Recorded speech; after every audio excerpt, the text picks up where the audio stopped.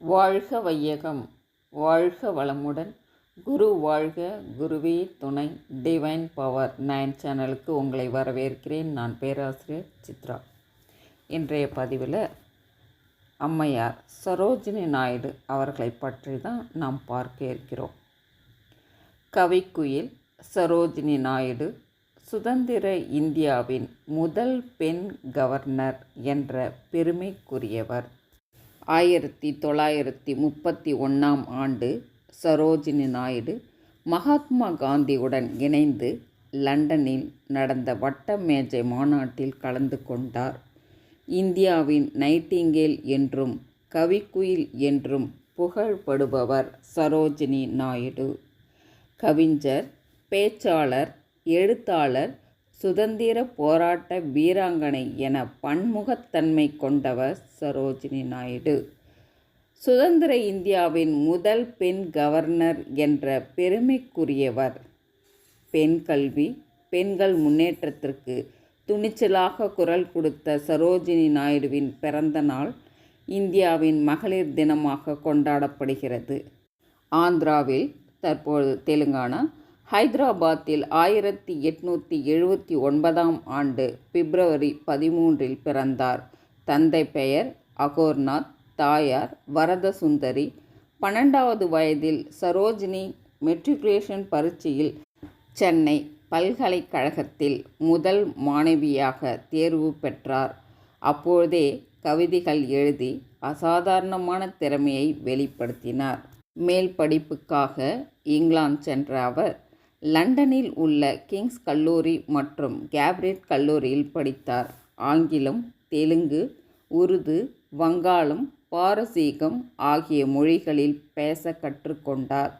கல்லூரியில் படிக்கும்போது ஆசிரியர் நடத்தும் பாடத்தை விட கல்லூரி தோட்டத்தில் பூத்து குலுங்கும் மலர்களே அவரை கவர்ந்தன. மலர்களே, நீங்கள் அடர்த்தியாக தழுவிக்கொண்டதால் கொம்பு இருக்கும் இடமே தெரியவில்லையே, பூச்சரமா கொம்பா என்றும் தெரியவில்லையே. ஆகா, உடலெல்லாம் மனமிக்க உங்களை சுமக்கும் கொம்பு பாக்கியம் பெற்றது என்று கவிதை படைத்தார். இங்கிலாந்தில் இருந்து தாயகம் திரும்பிய அவர் தனது 19வது வயதில் கோவிந்தராஜு நாயுடு என்பவரை காதலித்து திருமணம் செய்து கொண்டார். 1898 ஆண்டு சென்னையில் அவர் திருமணம் நடந்தது. இது கலப்பு திருமணம் ஆகும். 1905 ஆண்டு வங்காளம் பிரிக்கப்பட்டதைத் தொடர்ந்து சரோஜினி இந்திய சுதந்திர போராட்டத்தில் பங்கேற்றார். அப்பொழுது கோபாலகிருஷ்ணன் கோகலே, ரவீந்திரநாத் தாகூர், நேரு ஆகியோரின் அறிமுகம் அவருக்கு கிடைத்தது. மகாத்மா காந்தியுடன் இணைந்து தண்டி யாத்திரையில் ஈடுபட்டார்.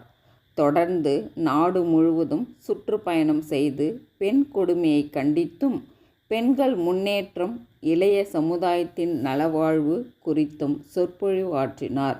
1919 ஆண்டு ஜாலியன் வாலாபாக் படுகொலையின் போது பெண்களுக்கு இழைக்கப்பட்ட அத்துமீறல்களையும் கண்டித்து சரோஜினி நாயுடு ஆவேசமாக பேசினார்.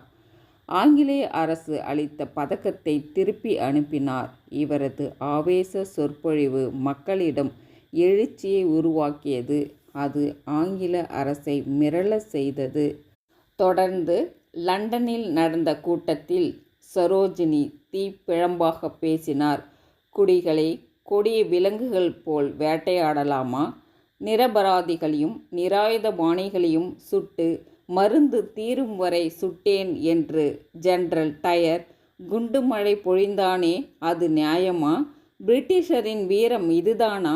பிரிட்டிஷ் ஜனநாயகம் இதுதானா என்று முழங்கினார். அப்பொழுது கூடியிருந்த கூட்டம் வெட்கம் வெட்கம் என்ற குரல் கொடுத்து சரோஜினி நாயுடுவின் அனல் பறக்கும் பேச்சால் ஆங்கிலேய அரசு திகைத்தது. 1922 இந்தியா வந்த வேல்ஸ் இளவரசர் ஜாலியன் வாலாபாக் சம்பவத்துக்கு மன்னிப்பு கேட்டார். 1925 ஆண்டு சரோஜினி நாயுடு காங்கிரசின் தலைவராக தேர்ந்தெடுக்கப்பட்டார். இந்த பதவிக்கு தேர்ந்தெடுக்கப்பட்ட முதல் பெண் இவர் என்பது குறிப்பிடத்தக்கது. வெள்ளை அரசாங்கத்தின் ரவுலட் சட்டத்தை கண்டித்து நடந்த ஒத்துழையாமை இயக்கத்தில் பங்கேற்றார். 1930 தேசிய காங்கிரஸ் பிரிட்டிஷ் ஆட்சியில் இருந்து விடுதலை கோரி நடந்த போராட்டத்தில் காந்தி கைது செய்யப்பட்டார். சில நாட்களில் சரோஜினி நாயுடுவும் கைதாகி பல மாதங்கள் யரவாடா சிறையில் அடைக்கப்பட்டார். சிறைச்சாலை அவருக்கு சிறைச்சாலையாக தெரியவில்லை, மாறாக மாங்குயில் கூவிடும் பூஞ்சோலையாக காட்சியளித்தது. சுதந்திரமாக கவிதைகளை எழுதி குவித்தார். சிறை வளாகத்தில் ஏராளமான பூச்செடிகளை வளர்த்து அவை பூத்து குலுங்கும் காட்சியை கண்டு ரசித்தார். அவர் விடுதலை பெறுபோகும் நாள் வந்தது. அப்பொழுது மேலும் பல செடிகள் பூக்கும் தருவாயில் இருந்தன. அவற்றையும் காண விரும்பிய சரோஜினி விடுதலை நாளை தள்ளி போட அனுமதி கேட்டார். அனுமதி கிடைத்தது. பூக்கள் பூத்து குலுங்கிய காட்சியை கண்ட பிறகே அவர் சிறையிலிருந்து வெளியே வந்தார். 1931 ஆண்டு சரோஜினி நாயுடு மகாத்மா காந்தியுடன் இணைந்து லண்டனில் நடந்த வட்டமேஜை மாநாட்டில் கலந்து கொண்டார். 1942 அக்டோபர் 2 வெள்ளையனே வெளியேறு போராட்டத்தில் கைதாகி காந்தியுடன் 21 மாதங்கள் சிறையில் இருந்தார். காந்தி அவரை செல்லமாக மிக்கி மவுஸ் என்று அழைத்தார். இந்தியா சுதந்திரம் அடைந்த பிறகு உத்தரப்பிரதேச மாநில கவர்னராக பதவியேற்றார். இந்தியாவின் முதல் பெண் கவர்னராக பெருமை பெற்றார். சரோஜினி நாயுடு எழுதிய முதல் பாடல் தொகுப்பு 1905 ஆண்டு த கோல்டன் த்ரோஷோல்ட் என்ற பெயரில் வெளியிடப்பட்டது. ஆங்கிலத்தில் அவர் எழுதிய கவிதைகள் த செப்ட் புல்லாங்குழல், த ஃபெதர் ஆஃப் த டான் என்ற தலைப்புகளில் வெளியிடப்பட்டன. இவரது கவிதை படைப்புகள் தேசபக்தி, காதல், சோகம் உள்ளிட்ட கருப்பொருளை கொண்டது. குழந்தைகள் கவிதைகளும் எழுதியிருக்கிறார். கவிதை பாடல்களின் தரம், கவிதையின் பொருள் காரணமாக இந்தியாவின் நைட்டிங்கேல் என்று அழைக்கப்பட்டார். அவரது முக்கிய சாதனைகள்: இந்திய தேசிய காங்கிரஸின் முதல் பெண் தலைவர் 1925 ஆண்டு மற்றும் இந்தியாவின் சுதந்திர போராட்ட வீரர்களின் முக்கிய பங்காற்றியவர். உத்தரப்பிரதேசத்தின் முதல் பெண் ஆளுநராக பணியாற்றினார். காந்திஜியின் நெருங்கிய அரசியல் கூட்டாளியாக இருந்தார். பெண்களின் உரிமைகள் மற்றும் உலகளாவிய வாக்குரிமைக்காக போராடினார். இலக்கியம்: பாரதிய கோகிலா என்று அழைக்கப்படும் புகழ்பெற்ற கவிஞர். அவரது முதல் கவிதை தொகுதி இந்தியாவில் குறிப்பிடத்தக்க அறிவு ஜீவிகளை ஈர்த்தது. அவரது படைப்புகள் உலகளாவிய ஆய்வு செய்யப்படுகின்றன. கௌரவம்: அவரது பிறந்த நாள் பிப்ரவரி 13 இந்தியாவில் மகளிர் தினமாக கொண்டாடப்படுகிறது. அவரது பெயரில் பல கல்வி நிறுவனங்கள் மற்றும் விருதுகள் உள்ளன.